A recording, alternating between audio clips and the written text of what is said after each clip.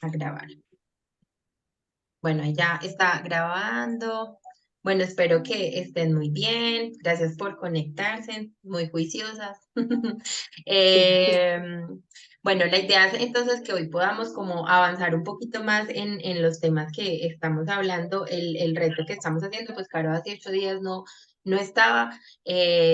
Aprender herramientas para gestionar mejor la depresión y la ansiedad. Entonces, hace 8 días estamos haciendo más que todo como un preámbulo, pero la idea es como que hoy ya podamos abarcar más en los temas y empecemos como a ir autodescubriendo todo eso que tenemos que descubrir para aprender cómo gestionar esos estados de ánimo que no solamente se tienen que limitar a la depresión y a la ansiedad, pero nos pueden ayudar pues en días tristes o en días que no sepamos cómo gestionar lo que estamos sintiendo. ¿Listo?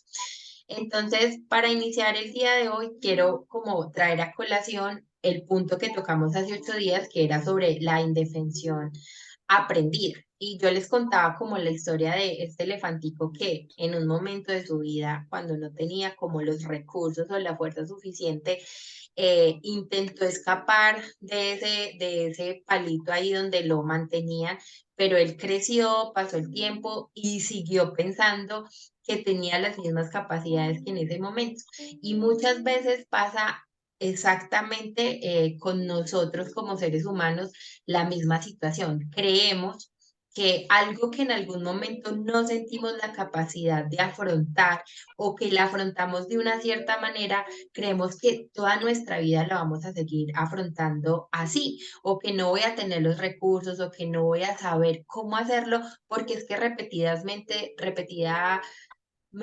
lo he hecho y no he logrado hacerlo de forma diferente. Entonces el cerebro cambia cuando nosotros empezamos a repetir una y otra vez una conducta. Yo les decía hace 8 días que el cerebro tiene una plasticidad y él se va formando según nosotros lo vayamos moldeando con nuestras conductas, con lo que escuchamos, con lo que hablamos, todo eso empieza a moldear nuestro cerebro. Y cuando yo hago una cosa repetida muchas veces, por ejemplo, como amarrarnos los zapatos, ¿cierto? Hoy en día nosotros nos amarramos los zapatos y no estamos pensando como que primero el moñito, después una orejita, otra orejita y después otro moñito. No, porque eso ya lo hacemos eh, Automático. inconscientemente e involuntariamente, pero sí, en un momento de nuestra vida tuvimos que ponerle como el propósito y la intención de hacerlo. Entonces, eso lo aprendió el cerebro y esa conducta mía de tantas veces repetirla se instaló en mi cerebro, modificó mi cerebro y hoy en día yo lo hago, digámoslo que en modo piloto, ¿cierto? O sea, no necesito estar 100% ahí concentrado para hacer eso, simplemente me sale, es algo involuntario, me sale, me amarro el zapato y listo. Entonces, todas nuestras conductas se vuelven de esta manera. Llegamos a repetirlas tantas veces que al final se vuelve una respuesta automática. Mi cerebro lo aprendió, lo adaptó, se modificó con esa conducta y ya me sale voluntario. Entonces, poniendo el ejemplo del elefante, al elefante ya le salía voluntario decir, no, yo de aquí no me muevo porque no sé, o sea, ya lo hice tantas veces, lo intenté y dije, no fui capaz, no fui capaz, no fui capaz, que hoy estoy aquí amarrado. Entonces, cada una de las acciones que nosotros hacemos, sean buenas o sean malas, de alguna manera como por categorizar algo, pero cada acción genera en nosotros esa modificación en nuestro cerebro y se vuelve una conducta instalada. Y esa conducta que nosotros instalamos en nuestro cerebro, lo que les decía ahorita, termina por volverse automática. Cada vez que nosotros hacemos una repetición y otra repetición, hasta 8.010, hasta 8, no, 800, no, espérate, 80 millones y 100 millones de neuronas interactúan creando esas conexiones. Entonces, cada vez que nosotros estamos haciendo algo, nuestro cerebro está ya trabajando y haciendo conexiones y creando estos vínculos allá que son lo que nos forman a nosotros. Cuando nosotros hacemos algo, digamos, yo cojo el celular. Cuando yo cojo el celular, en mi cerebro se disparan una cierta cantidad de neuronas. Entonces, yo cojo el celular porque voy a abrir Instagram, ¿cierto? Entonces cogí el celular y abrí Instagram. Mi cerebro aprendió que cada vez que yo cojo el celular, voy a abrir mis redes sociales, ¿cierto? Y en algún momento, yo no sé si a ustedes les ha pasado, que ustedes van a mirar la hora, van a buscar una foto, van a hacer otra cosa, pero cogen el celular y van y hacen exactamente lo mismo que hacen siempre. Y uno como, a mí me ha pasado como que yo, ¿a qué hora es? O me escribieron o algo así, y termino, porque mi acción casi siempre es como abrir Instagram. Y termino metiéndome en Instagram y después digo como que yo, ¿por qué estoy aquí si yo iba a hacer, era otra cosa? Y es porque cuando yo hago una acción, se disparan neuronas dentro de mi cerebro y las neuronas que se disparan juntas hacen conexiones y permanecen juntas. Entonces, salen disparadas mis neuronas que asocian teléfono celular con Instagram. Entonces, celular es Instagram y lo junto.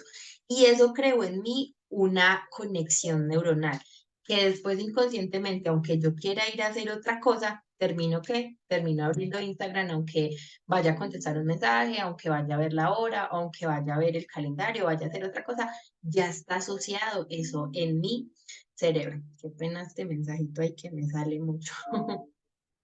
Y se crea un hábito inconscientemente dentro de nuestra vida, ¿sí?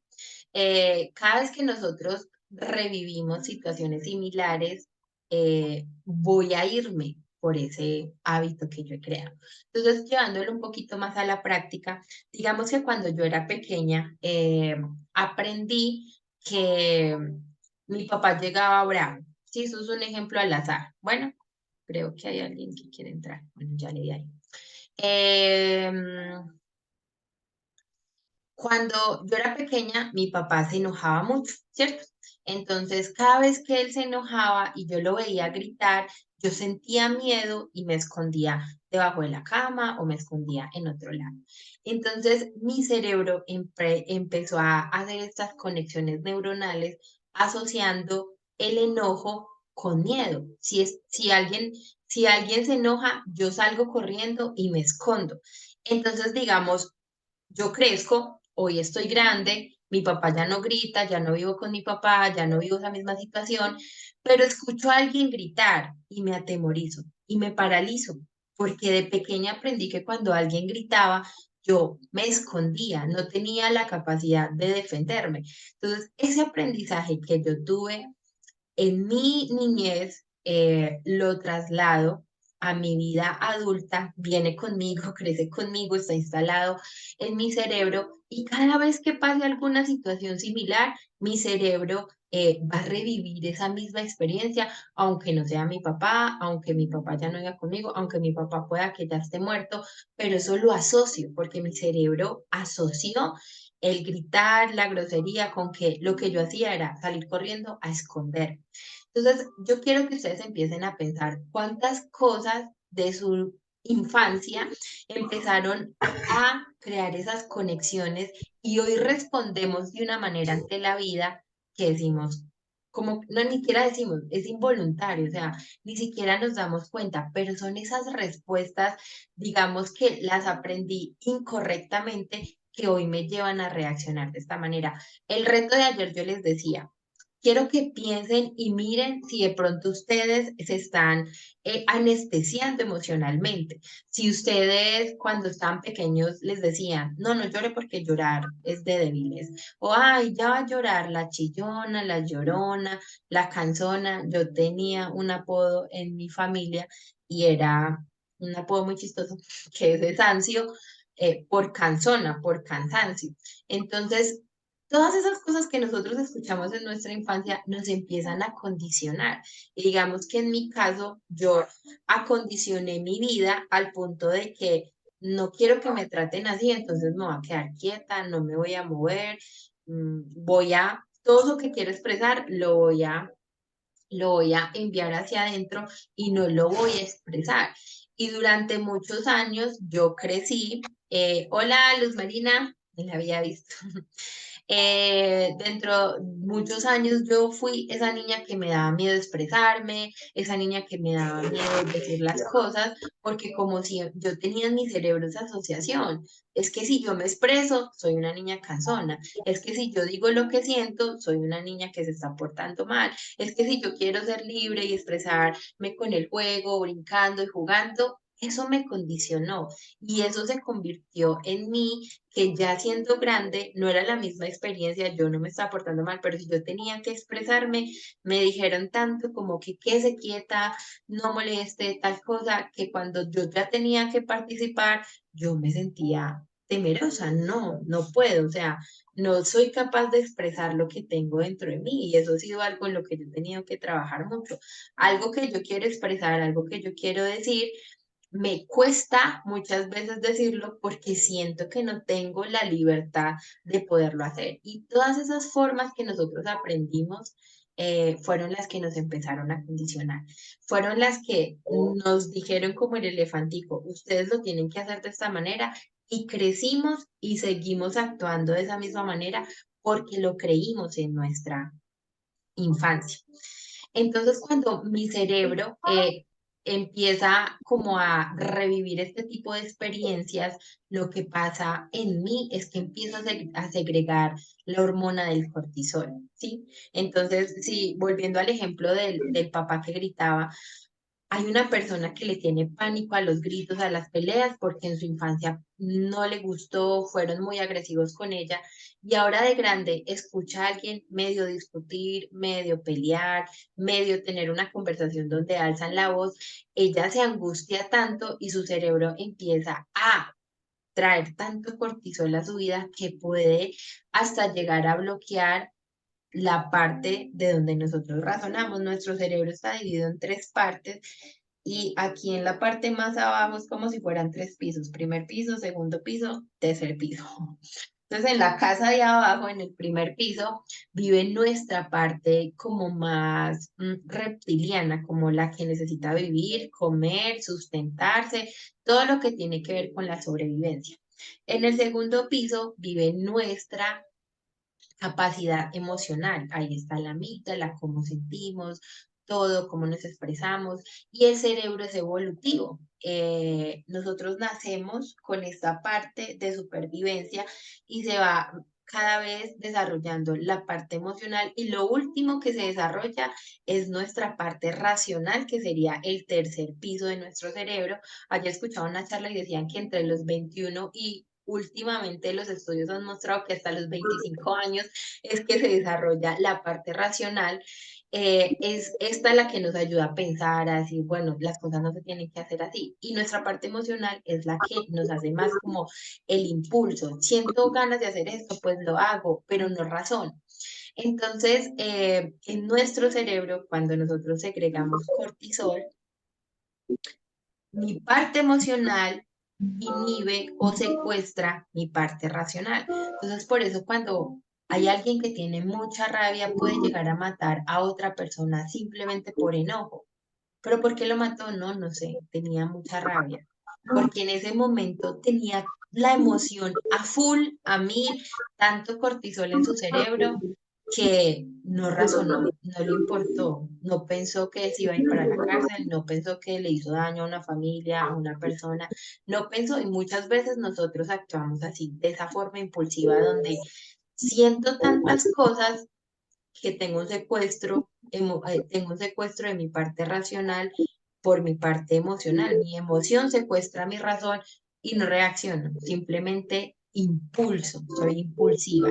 Y más cuando arrastro todos estos condicionamientos que aprendí desde mi infancia y me llevan a actuar de esa manera. Sí, en mi infancia, yo les quería decir ahorita esto, que se va desarrollando, que no es que nacemos con nuestro cerebro ya desarrollado, no, hasta los 25 años se acaba de desarrollar.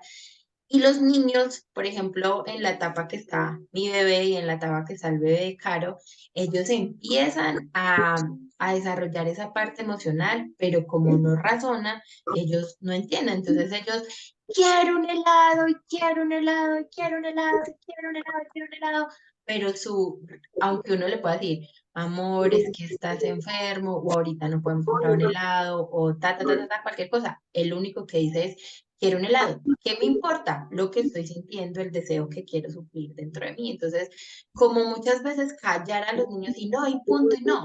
Más bien entenderlos, entender lo que él siente, entender su emoción y aunque de pronto no tengan su razonamiento tan desarrollado, empezarles a explicar. ¿Por qué?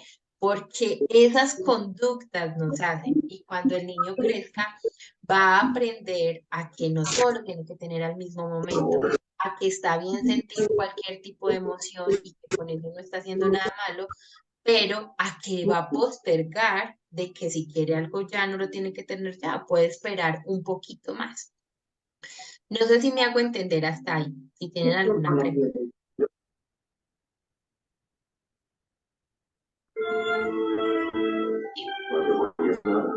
¿Tienen alguna pregunta o va bien hasta ahí? No la entendemos perfectamente. Vamos bien, Aleja. Vale.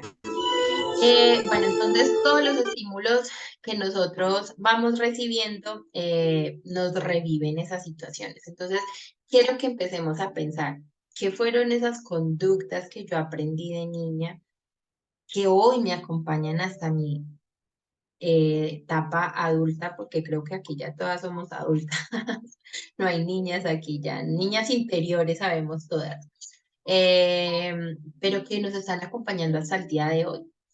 Esa indefensión que nosotros aprendemos en nuestra infancia o en etapas tempranas de nuestra vida, nos enseñan a que no tenemos el control sobre la situación. Entonces, supongamos, si yo aprendí de niña a hacer una pataleta cada vez que yo quería algo, pero nunca me enseñaron a procesar esa rabieta o esa llamada pataleta, yo voy a crecer y ténganlo por seguro que yo voy a seguir haciendo pataletas, que no van a ser igual de que como yo estaba chiquita y, quiero, no, pero hago pataletas, no hacen lo que yo quiero, busco la manera de conseguir que hagan lo que yo quiero. Si alguien se enoja conmigo, pues me enojo 2 veces con esa persona. Si alguien me dice algo odioso, pues yo contesto con un arsenal y le digo 10 cosas odiosas. Esas son formas de hacer pataletas diferentes a las que hacen los niños porque no aprendimos en esa edad a resolver y a saber cómo gestionar eso que estábamos sintiendo. Entonces, quiero que piensen, o sea, de pronto piensen y digan qué cosas de pronto de mi niñez o de mi infancia yo siento que estoy cargando hasta este momento. Que es en realidad lo que nosotros aprendimos. Se han realizado diferentes estudios que han mostrado cómo la indefensión nos limita. O sea, eso que yo aprendí en mi infancia puede limitarme, puede estarme diciendo, no, así usted lo hizo, así usted lo aprendió, usted no lo puede hacer de otra manera diferente. Me limita la vida. Ejemplo, en una familia aprendieron no sé, que siempre se tenían que quedar trabajando en la misma cosa. Carpintería. Estoy poniendo simplemente un ejemplo. Todos fueron carpinteros, entonces en la familia aprendieron. El niño aprendió que tenía que vivir de la carpintería. De pronto el deseo de su corazón es hacer otro tipo de cosas, pero eso lo limita. No, nosotros vivimos de la carpintería y aquí solamente hacemos eso.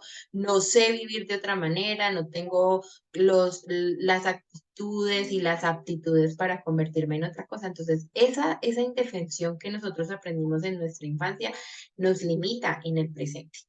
Lo que aprendimos en nuestra infancia es lo que nos forma. Los traumas de nuestra primera infancia o esos eventos como grotescos o traumáticos que nosotros vivimos cuando éramos pequeños pueden causar cambios en nuestro cerebro y esos cambios en nuestro cerebro pueden eh, como darnos un porcentaje más de riesgo para llegar a presentar depresión y ansiedad.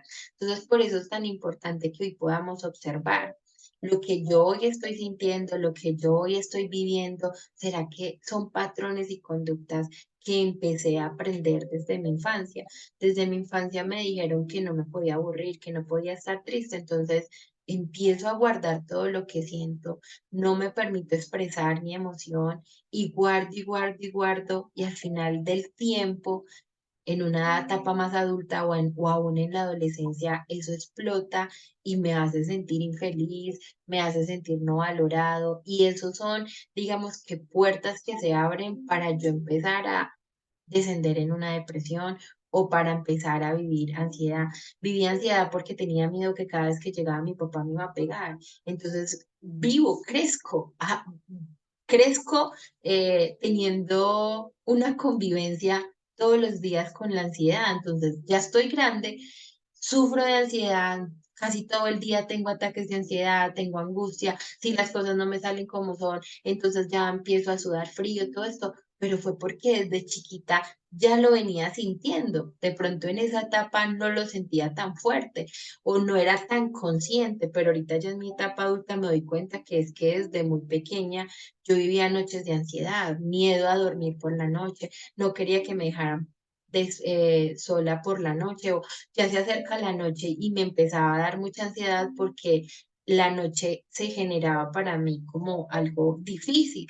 Entonces, ese tipo de cosas me hacen caer en cuenta con que si es que todo esto que yo hoy estoy sintiendo posiblemente no es solo de hoy, no es de esta situación difícil a la que yo me estoy enfrentando hoy, posiblemente viene de hace muchos años y que de pronto ahorita está haciendo más fuerza y golpeando más duro para que le prestemos atención, pero casi siempre podemos ver que es que vienen muchas cosas desde nuestra infancia.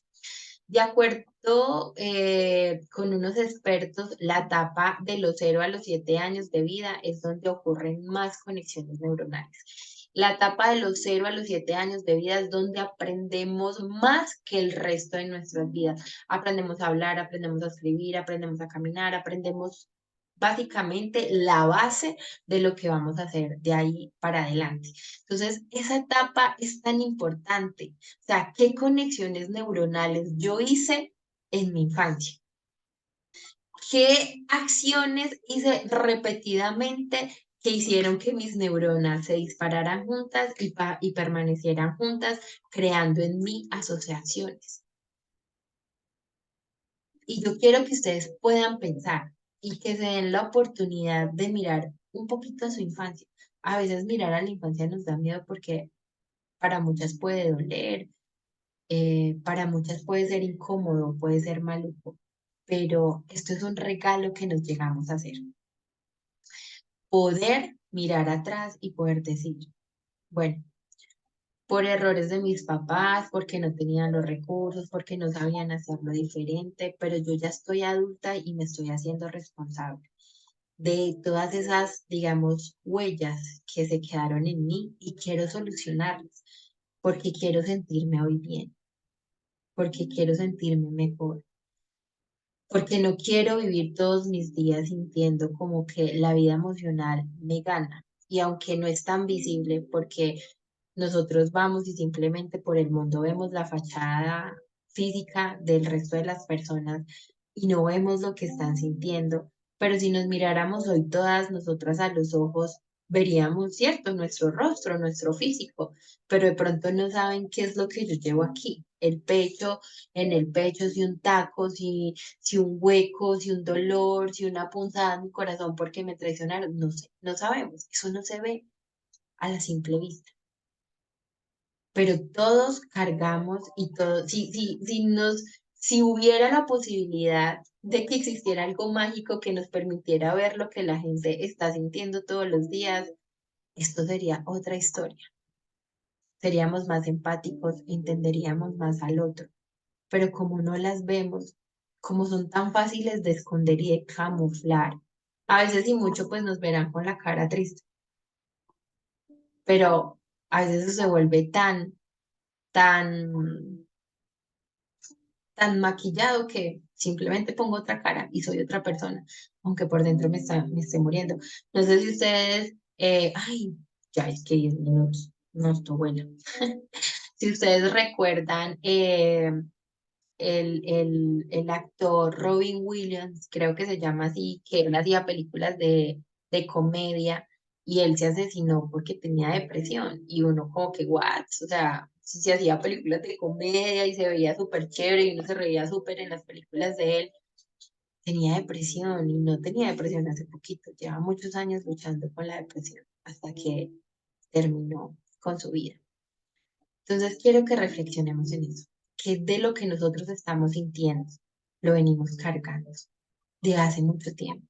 ¿Qué conexiones neuronales hicieron en mi mente que me llevan a ser la persona que hoy soy, a responder de la manera que hoy respondo? ¿Será que ante cualquier situación, digamos, no tan grande, yo me ahogo en un vaso de agua y siento que no puedo y me muero porque de pequeñita no tuve los recursos y crecí creyendo que no podía hacerme cargo de lo que sentía? Quiero que podamos reflexionar en todo esto.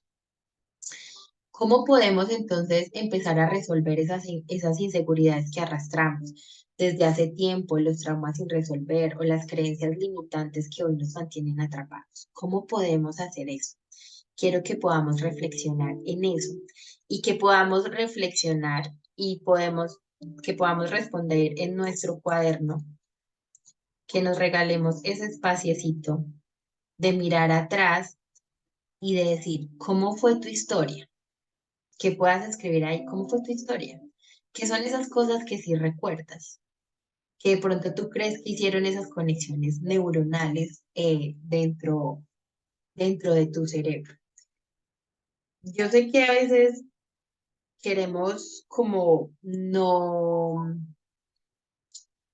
hacerlo, ¿sí? De alguna manera como no, mejor yo no lo hago, mejor me salto esta parte de mi vida, que es lo que normalmente hacemos. Eh, pero yo quisiera que ustedes se permitieran hoy poderlo pensar, analizar y decir, ¿cuál fue mi historia? ¿Cuál es esta historia que yo tengo para contarme y que puedo volver a escribir para mí? Esto es tarea, ¿sí? Podamos escribir nuestra historia. Lo que les decía ahorita, esa historia que nosotros tuvimos generan esas conexiones neuronales. Y nuestro cerebro empieza a hacer sinapsis, une, une, une, une. Entonces, por eso para hay personas que ven algo como malo porque su cerebro lo aprendió de esa manera. Y esa misma cosa para otra persona es bueno porque su cerebro lo aprendió de esa manera. Por ejemplo, a mí no me gusta la cebolla cruda cabezona. Ya estoy aprendiendo a comerme la larga, pero la cebolla cabezona no me gusta cruda. Y yo una cebolla, yo, no me gusta. Pero pueden haber de ustedes que les encante y les echen cebolla cruda así en rebanadas a toda la comida. Fueron sus asociaciones y estas fueron mis asociaciones. Entonces, eso hace que nosotros seamos lo que somos hoy. La interpretación que yo le estoy dando al mundo, la interpretación que yo le estoy dando a las cosas que estoy viviendo, es lo que me hace, ¿no? Lo que aprendí en mis años pasados. Y esas conexiones neuronales que yo tengo pueden generar una espiral ascendente. Una espiral ascendente es una situación en la que algo aumenta continuamente. Entonces, yo empecé a sentirme mal, pero ya está así, ya me siento morir, ya siento que no tengo alientos, que no puedo seguir adelante, que la vida no tiene futuro, que yo mejor estoy más mejor muerta que viva, que no me quiero levantar de mi cama, que esta ansiedad me está matando, me ahoga, me asfixia. Algo que empezó sintiéndose pequeño se vuelve una espiral ascendente por todas las cosas que llevamos dentro de nuestro cerebro. Hay un estudio que hicieron como para demostrar esto de la indefensión aprendida, y es que metieron unos ratoncitos en unas jaulas y eran tres grupos. El grupo uno no le hacían nada. El grupo dos le pringaban la colita, pero le daban la oportunidad de moverse, o sea, como de quitarse, ay, me pringué, pero me voy, no me voy a dejar de estar pringando. Y el grupo número 3 le pringaban la colita y no tenía opción de movimiento. Y dentro del estudio observaron que el grupo número 2 del estudio que realizaron fue el que mejor se adaptó a la situación. Y la investigación mostró que todos estos ratoncitos que pudieron escapar desarrollaron en ellos una mejor corteza prefrontal. ¿Cuál es la corteza prefrontal? Esta que nos ayuda a pensar, a analizar. Se hicieron más fuertes mentalmente y les ayudó a generar unas mejores sinapsis dentro de su cerebro que los ayudó a responder mejor ante otras situaciones. El número uno no pudo desarrollar mejor corteza prefrontal porque no vivió nada. Y el número tres, que no se movió de ahí, que quedó ahí estancado, lo que generó fue mucho estrés y mucha ansiedad porque no tenían para dónde moverse. Entonces, este estudio demuestra que en realidad la indefensión aprendida es modificable si nosotros nos movemos. Puede que yo haya aprendido en algún momento que yo no me podía mover, sí, pero hoy yo puedo hacerlo. Puede que en mi infancia yo haya aprendido a sucumbir a mi emoción, a todo lo que siento, pero yo hoy puedo moverme. Puede que hoy no sienta ganas ni el aliento, pero yo puedo encontrar dentro de mí los recursos para moverme, para hacerlo diferente. Para las que somos mamás acá, para mí esto es un mensaje que lo hago con el alma, para hacerlo diferente por nuestros hijos, para que ellos nos vean hacerlo diferente, para que nuestros hijos, así ya estén grandes o nietos, nos vean hacerlo diferente y mi acción le enseña a ellos que sí hay herramientas para ayudarnos a fortalecer nuestra vida emocional. Por último, quiero cerrar con esta frase. Hay un escritor que escribió este libro que se llama El hombre en busca del sentido, es Víctor Frankl. Él es psicólogo y psiquiatra y él estuvo en el holocausto nazi, sobrevivió al holocausto nazi y él escribió un libro de eso.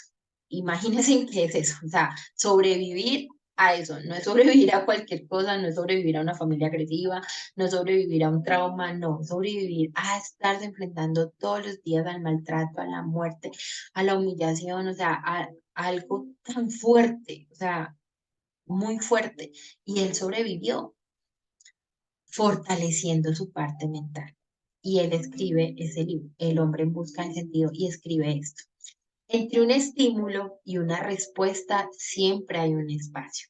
En ese espacio está nuestro poder de elegir una respuesta, perdón, de elegir una respuesta. En la respuesta yace nuestro crecimiento de libertad. Entonces yo quiero que ustedes piensen,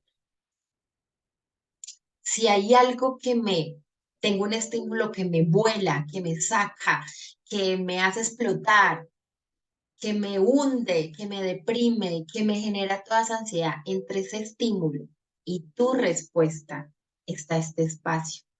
Y en este espacio está tu libertad de elegir. ¿Cómo voy a responder? ¿Con mis patrones aprendidos de toda la infancia o lo voy a hacer diferente para que ya no reaccione de la misma manera? Para que no salga mi impulso y secuestre mi parte prefrontal del cerebro y yo pueda pensar y analizar y decir, lo voy a hacer diferente. Tengo ahora recursos, tengo ahora las herramientas para decir, no me voy a desbordar y voy a salir así explotando detrás de todo esto. Quiero que se queden con esa reflexión. ¿Qué hay dentro de tu estímulo y tu reacción? En ese espacio está tu poder de elegir. ¿Cómo vas a elegir? ¿Lo vas a planear? ¿Vas a planear cómo vas a elegirlo próximamente o simplemente vas a seguir reaccionando? Niñas, eso es todo por hoy. Ya ahorita les acabo de mandar el reto. Creo que ya en esto se va a apagar. Gracias por haberse conectado. Gracias por estar aquí escuchándome. Y nos vemos en la clase dentro de 8 días. No sé si alguna quiera decir algo mientras se corta el tiempo que queda, no sé, queda unos cuantos segundos. Pero que se puedan llevar esto de reflexión. Que se llevan.